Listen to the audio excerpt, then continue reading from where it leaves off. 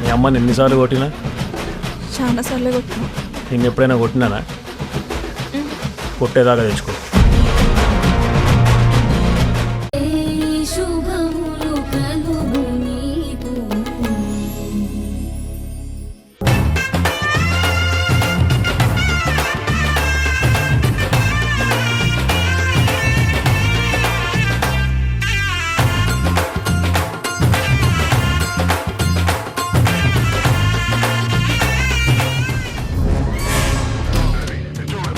ఏంటి కుమార్, పనైందా? అయ్యే పని మా అయ్య వల్ల ఆగిపోయింది. చూడు, ఎలాగైనా ఆ పని పూర్తి చేయి, లేదంటే నిన్ను జాబ్లో నుంచి తీసి పడేస్తాను.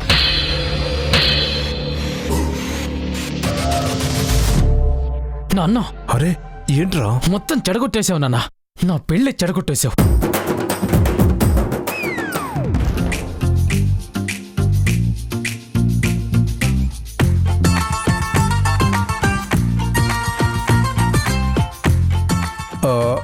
సరే సరే, ఏదో ఒకటి చేద్దాం, పదరా. యశక్షయా యజన్వథ ఆపో జనయథాచనః. బాబు, ఈ పశుకొమ్మ తీసుకుని అమ్మాయి మెల్లో కట్టండి.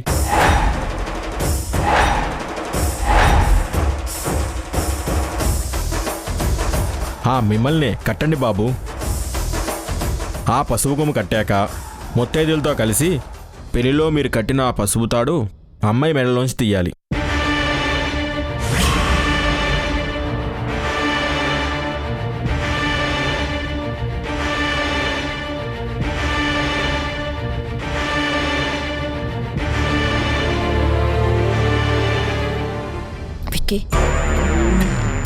ఇప్పుడు నువ్వు ఈ పసుపు కొమ్మ కట్టావంటే తర్వాత వాళ్ళ పని ఈజీగా అయిపోతుంది. వాళ్ళు హ్యాపీగా వెళ్ళిపోతారు.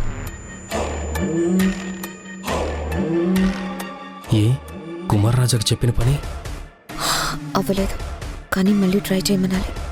మరేం చేద్దాం? ఇప్పుడు దీన్ని ఆపలేం కదా. బాబు, ఏమైంది? ఏదైనా సమస్య?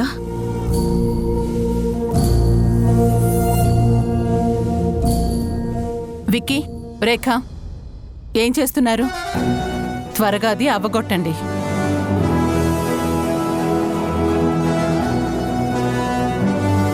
ఏదైనా ఉంటే చెప్పండి విక్కీ. మీలో మీరే మాట్లాడుకుంటే మాకెలా తెలుస్తుంది?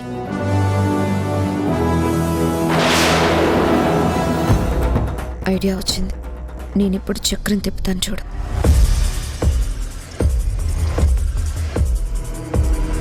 చూడండి, మీరు ఖర్చు లేకుండా కోటీశ్వరుణ్ణి అల్లుడుగా చేసుకున్నారు. ఈరోజు ఈ కార్యక్రమంతో పెళ్లి తంతు పూర్తయిపోతుంది అని అంటున్నారు.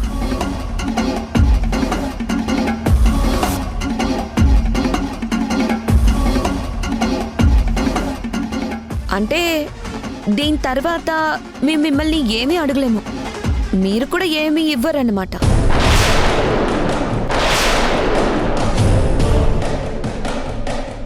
రేఖ, మనం వాళ్ళ దగ్గర అడగడం ఏంటి? అమ్మా, నేను విక్కీ చెల్లెల్ని, వాళ్ళ అమ్మాయికి ఆడపడుచుని. వాళ్ళు అసలు కట్నం నుంచి తప్పించుకొని ఉండొచ్చు.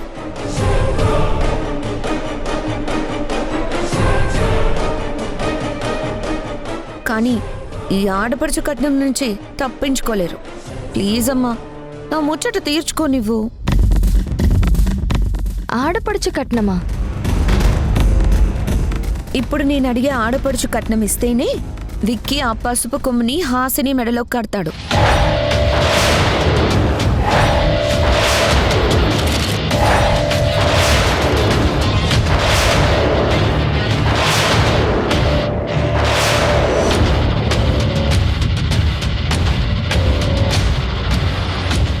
చెప్పండి, నేను అడిగిన దానికి ఏమంటారు? రేఖ, ఈ కట్నం నువ్వు అడగాల్సింది ఇప్పుడు కాదు, పెళ్ళైన వెంటనే అడగాలి. మరే, ఎప్పుడు పడితే అప్పుడు అడిగితే అది కట్నం ఎందుకు అవుతుంది? ఆ అత్తారింటి సాధింపు అవుతుంది గాని.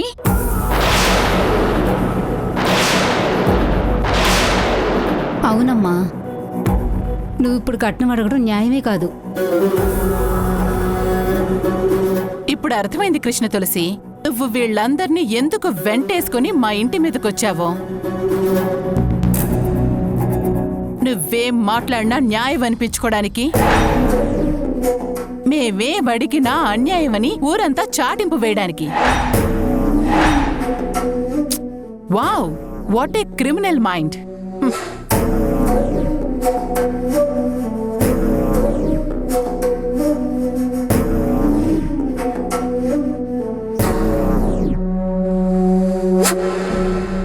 అరుంధతి, ఈ శుభకార్యంలో నీ కూతురు అలా అడగడం, నువ్విలా మాట్లాడడం రెండూ సరిగ్గా లేవు. ఆగు పిన్ని, నువ్వేం మాట్లాడకు. అది కాదమ్మా. ఆగు వారాహి. అమ్మా రేఖ, నువ్వడగమ్మా. నీకేం కావాలో అడుగు. ఎంత కష్టమైనా సరే అది నేను నీకు తెచ్చిస్తాను.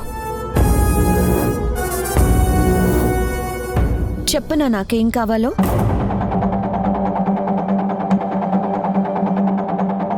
కళ్యాణి, నువ్వు ఆ వీల్ చైర్లో నుంచి లేచి నడవాలి.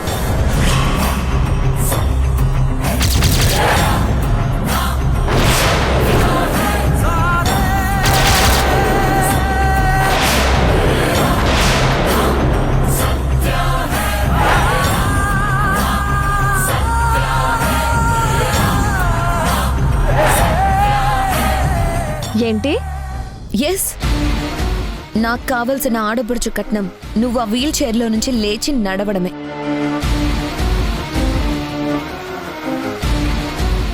నువ్వలా లేచి నడిస్తే విక్కీ అలా ఆ పసుపు కొమ్మ కట్టేస్తాడు.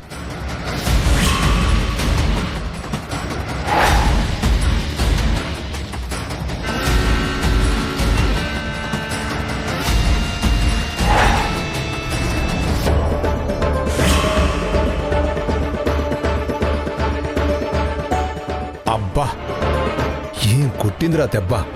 పాలయ్య బాబు రేంజ్లో ఉందబ్బా.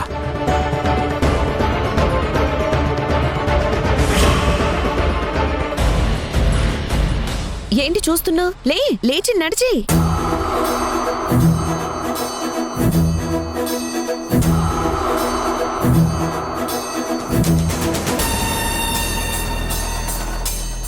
అమ్మా రేఖ, నీకు తెలుసు కదా కళ్యాణికి కాళ్ళింకా స్వాధీనంలోకి రాలేదని.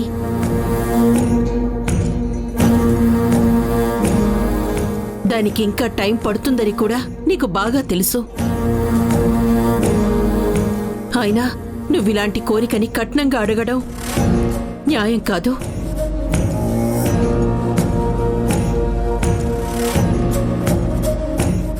నా చెల్లి ఎవరి వల్ల ఇంకా వీల్ చైర్లో ఉండాల్సి వచ్చిందో.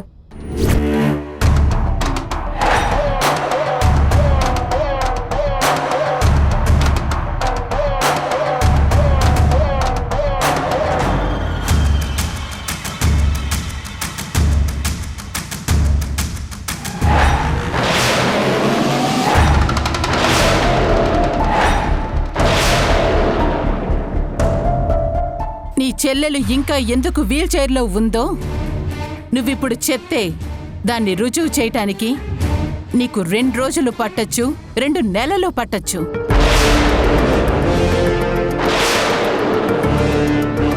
అయినా అది నిజమని రుజువు చేయలేవు.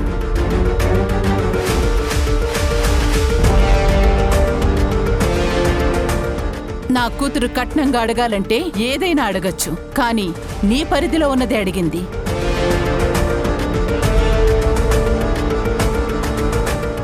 ఏం అరుంధతి, ఇక్కడ జరుగుతున్న కార్యక్రమానికి నీ కూతురు అడుగుతున్న దానికి ఏమన్నా సంబంధం ఉందా?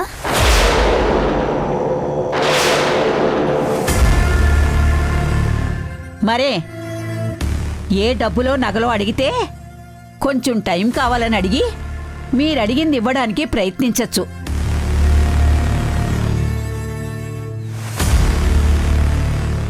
కానీ నడకలేని కళ్యాణిని ఇప్పుడికిప్పుడే నడవమంటే ఎలా అమ్మా?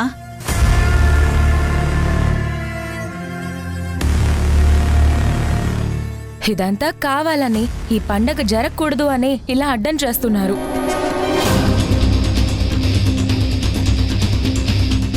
ప్లీజ్ రేఖ, ఇది కాకుండా వేరే ఏదన్నా అడుగు. ఏ నీ చెల్లెలి జీవితం కోసం నా చెల్లెలు అడిగింది చేయలేదా? నీ కాబోయే పోలీస్ చెల్లెలు?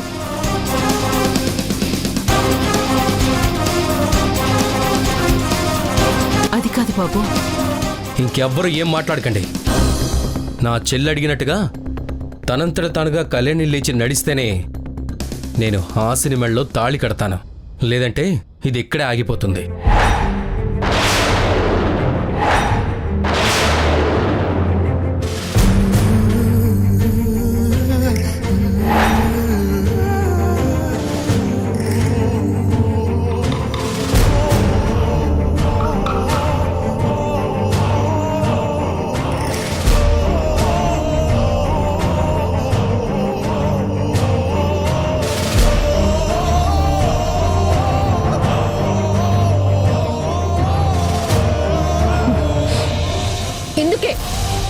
ఇందుకే నేను ఇలాంటివి వద్దన్నాను.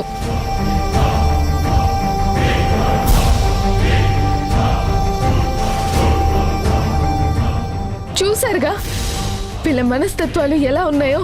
వీళ్ళిది జరగనివ్వరని నాకు తెలుసు.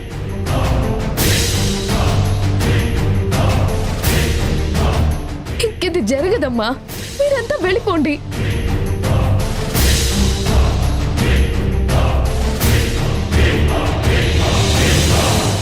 జీవితాంతం ఈ జైల్లో పడుండే నాకు పసుపు తాడు పలుపు తాడుతోనే సమానం. అది బంగారమే అవ్వాలని లేదు కదమ్మా.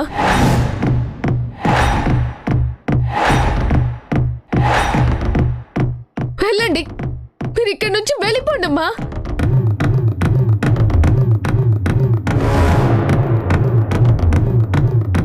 హాసిని, అమ్మా హాసిని.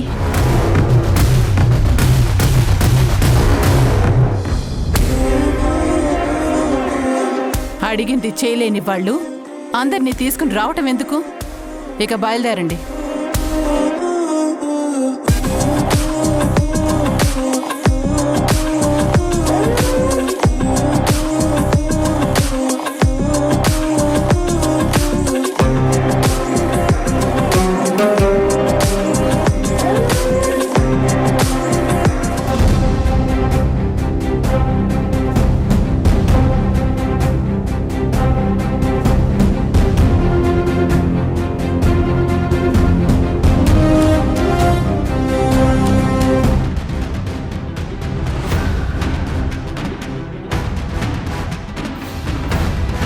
హాసిని,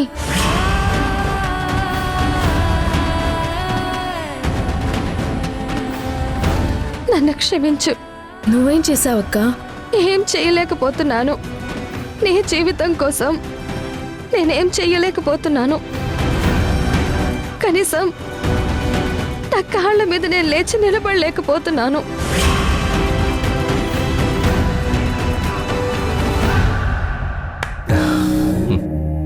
కళ్యాణి నిలబడలేదు కాబట్టి ఈ కార్యక్రమం జరగదు. బోలు దెబ్బ పడింది రేఖ వాళ్ళకి. నీ జీవితం మీద దెబ్బ కొట్టాను హాసిని. అమ్మ ఆశల మీద దెబ్బ కొట్టాను. నేనుండడం వేస్ట్ హాసిని. అక్క అయితే వెళ్ళిపో. అక్క,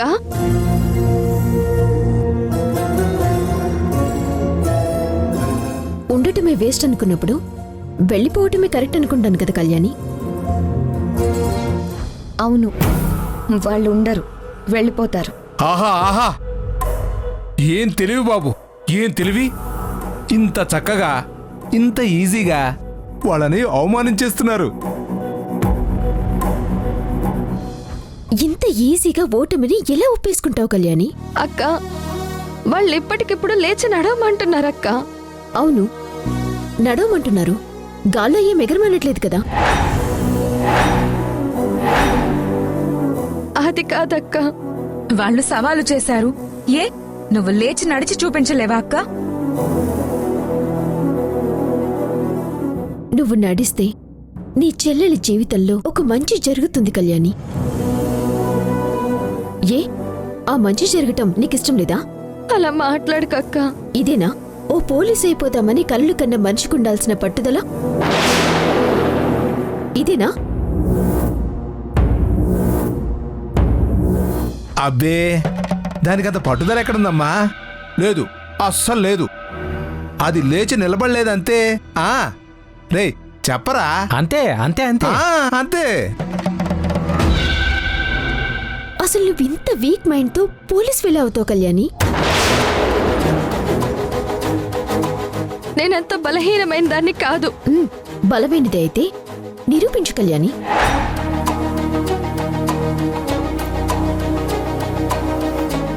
చుట్టూ చీకటి ఉందని భయపడి నిలబడిపోతే ఆ చీకటిలోనే ఉండిపోతావు కళ్యాణి.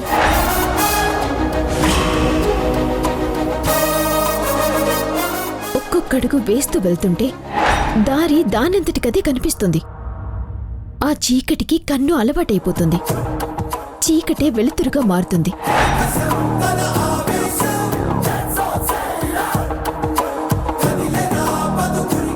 నువ్వు నిన్ను నమ్ము. నీ ఆశయం నిజమైనదని నమ్ము. మా నమ్మ మనల్ని నిజాయితీగా పెంచిందని నమ్ము. వాళ్ళంతా మా నమ్మ పెంపకాన్ని అవహేళన చేయటానికి ఈ కండిషన్ పెట్టారని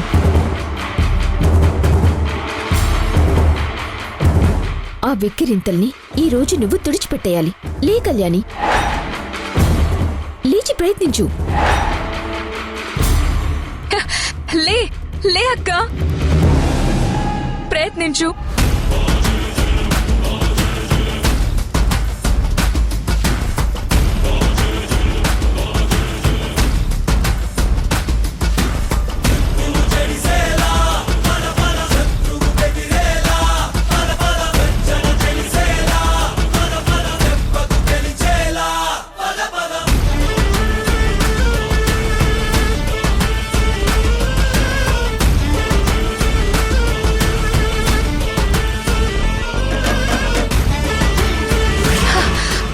ట్రై చెయ్యి.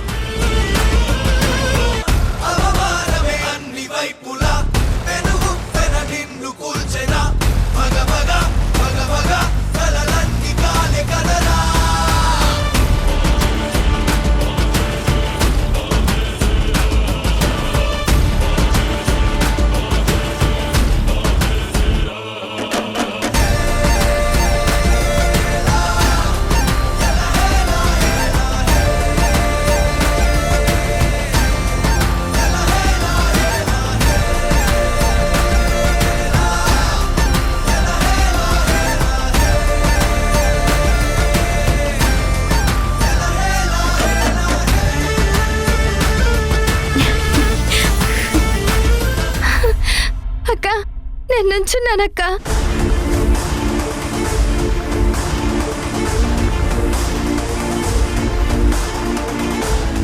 కళ్యాణి,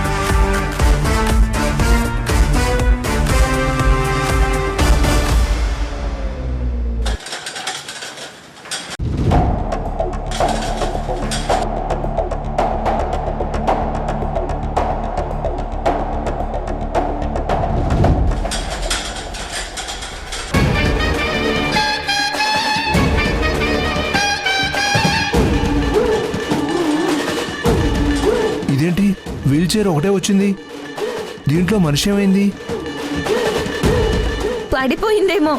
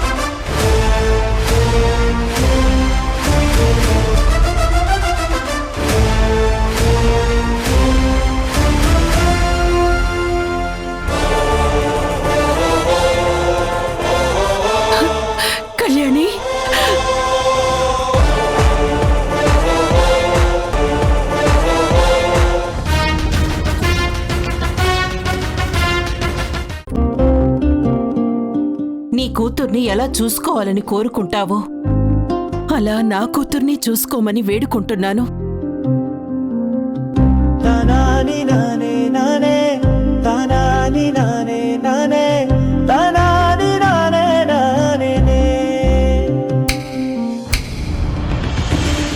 ఏంటండి వెళ్ళిపోతున్నారు? అంటే ఏంట్రా అబ్బాయ్, మమ్మల్ని ఈ రోజంతా ఇక్కడే ఉండమంటావా? హా, ఎందుకు? 1 గంట ఉంటేనే 1,00,000 కొట్టేశారు. రోజంతా ఉంటే 24 లక్షలు కొట్టేయచ్చనా?